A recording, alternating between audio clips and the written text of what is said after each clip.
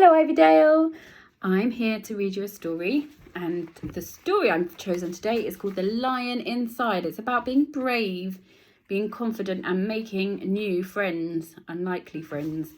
Now as I read, I will read a page and then I will show you up close, so don't worry if you can't see it straight away, okay? In a dry, dusty place where the sand sparkled gold stood a mighty flat rock all craggy and old. And under that rock, in a tiny full house, lived the littlest, quietest, meekest brown mouse. There he is, poking his nose out.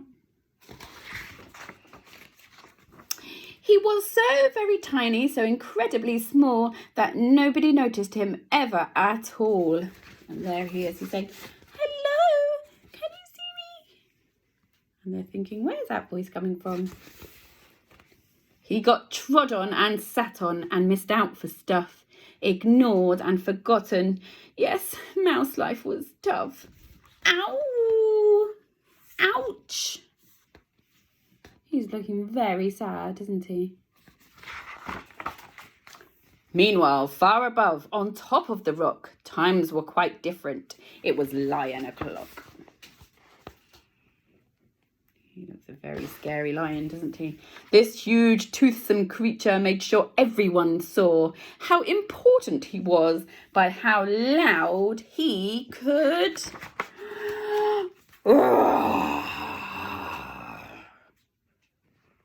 I think I'd be really scared if I came across that lion.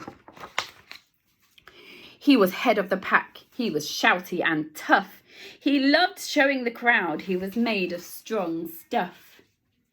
He was so strong he could even lift up a hippo.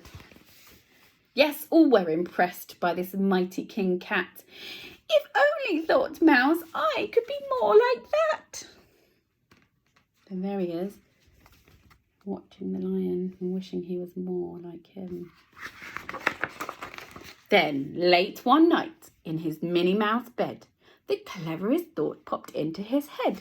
He jumped from the covers and held up a paw. "I've got it," he said. "What I need is a roar. Roar. I mean, what if this mouse with the weeniest squeak was a little more grrr and a little less meek? Well, he'd still be the smallest of fuzzy brown mice, but he'd make friends and join in, and life would be nice. Life is much better with friends, isn't it?" Yes, thought the mouse, I must find out how. I will learn how to roar, and I will learn it now. But, oh my gosh, there was only one beast who could teach him this thing, but might make him a feast. Oh no, he had to take the risk. It was time to be strong, take a chance. After all, forever was such a long time to feel small. He had to be brave. So he made himself brave, and he thought like a winner. He set off for the top, hoping not to be dinner. It felt like the scariest thing he could do. But if you want things to change, you first have to change you. He's his way up. He looked quite scared. The further he climbed, the closer he got to the slumbering lion reclining on top. There's the lion sleeping on the top. And there's little mouse. Then at last, as he stood on his tippity toes, he found himself suddenly nose to nose. Pardon me. Wake up, Mr. Lion. You've got company. Squeak, Mr. Lion, what I've come to you for is Squeak. Do you think you could teach me your roar? What's the lion going to do? He might eat him. My goodness, he's big, isn't he? What's he going to do to the mouse? A silence befell that twinkling plain. Lion opened his eyes and puffed out his mane. Time slowed right down. Why, it felt like a week. Then he opened his mouth and let out an eek.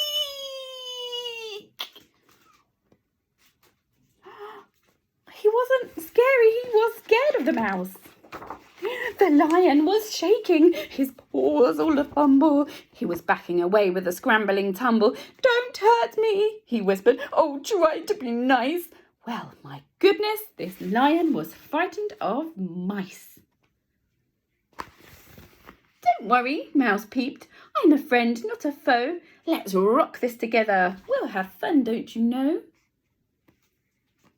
I think the mouse felt a bit braver when he realised that the lion wasn't as brave as everyone thought. That was a magical moment for sure, when Mouse didn't feel at all small anymore. He had found his true voice and learned to speak out, and for that you don't need a roar or a shout. And from that day and always the two were a pair.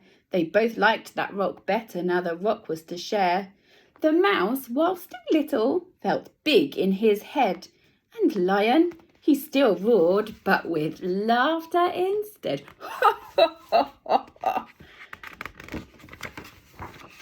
Yes, that day they both learned that no matter your size, we all have a mouse and a lion inside.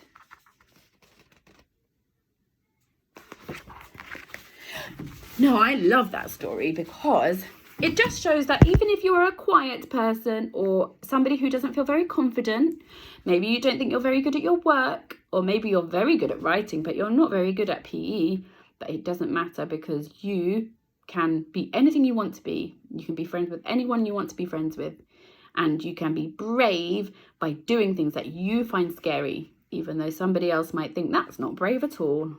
I hope you enjoyed that story. Bye.